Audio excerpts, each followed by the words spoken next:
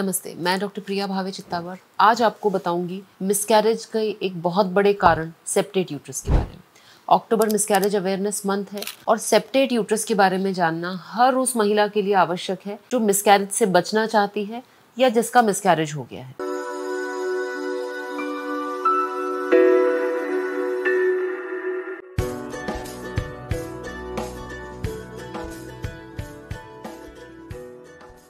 हम सब जानते हैं कि यदि 100 महिलाएं कंसीव करती हैं तो उनमें से 10 या 15 को मिसकैरेज हो ही जाता है। मिसकैरेज होते ही अधिकतर डॉक्टर यही बताते हैं कि इसमें किसी की कोई गलती नहीं है और कुछ प्रतिशत केसेस में ये होना तय है। परंतु मेरी प्रैक्टिस में मैंने एक बहुत बड़ा कारण देखा है मिसकैरेज का, जो अक्सर मिस होता है, जो बहुत सारे मिसकैरेजेस का कारण होता है और जिसको ट्रीट करना और डायग्नोस करना बहुत ही सिंपल है, और वो है सेप्टेट यूट्रस। बच्चेदानी जो है उसका नॉर्मल आकार ट्रायंगुलर रहता है, यानी तिकोना। कभी कभी डेवलपमेंटली यूट्रस के अंदर एक दीवाल या झिल्ली या सेप्टम रहता है। ये सेप्टम या तो कंप्लीट हो सकता है, यानी यूट्रस पूरी तरह से 2 भाग में डिवाइडेड हो सकता है, या फिर ये सब सेप्टेट या पार्शियल सेप्टेट हो सकता है, जिसमें ये सेप्टम आधे जगह तक या छोटा सा हो। दोनों ही केसेस में सेप्टेट यूट्रस एक बहुत बड़ा कारण है मिसकैरेजेस का। मेरे अनुभव में 10 से 15% महिलाएं जिनको मिसकैरेज हो रहे हैं, खास तौर पे वो महिलाएं जिन्हें बार बार मिसकैरेज हो रहे हैं, उनके यूट्रस में झिल्ली या सेप्टम होता है। अब सेप्टम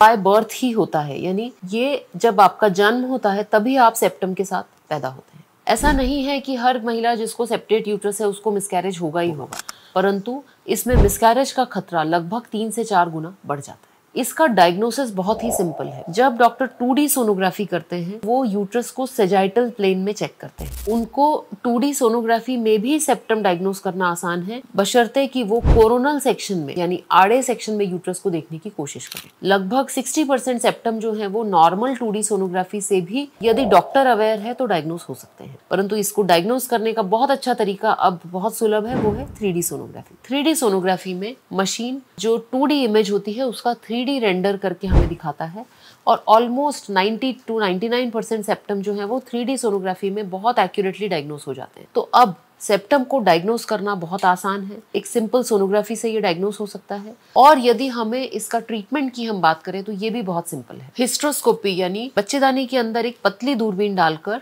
इस सेप्टम को एक बहुत महीन 3 मिलीमीटर के सीजर से कट कर दिया जाता है। इस प्रोसेस में कोई रक्तस्राव नहीं होता, कोई चीरा नहीं लगता, कोई टाँका नहीं लगता, और सुबह यदि प्रोसीजर हुआ है तो शाम को या अगले दिन पेशेंट घर जा सकता है। सेप्टम का रिकरेंस रिस्क 0 है, यानी यदि आपको सेप्टम है तो ये रिपीट होने के चांसेस लगभग नहीं के बराबर है। कभी कभी यदि ये सेप्टम बहुत मोटा है तो डॉक्टर 10 से 15% केसेस में सेकंड सिटिंग में इसको कंप्लीशन सर्जरी करते हैं, और उन केसेस में भी इसके रिजल्ट्स बहुत अच्छे हैं। 80 to 85% पेशेंट्स जिनका सेप्टम रिमूव हो गया है वो नेचुरली कंसीव करके और कंटिन्यू करके एक हेल्दी बच्चे की माँ बन सकती है। तो यदि आपको मिसकैरेज हुआ है या आप किसी को जानते हैं जिसका मिसकैरेज हुआ है, उन तक इस वीडियो को जरूर पहुंचाएं, क्योंकि ये एक कंप्लीटली ट्रीटेबल कॉज है मिसकैरेज का, और इसको डायग्नोस करने और ट्रीट करने का आउटकम बहुत ही अच्छा होता है।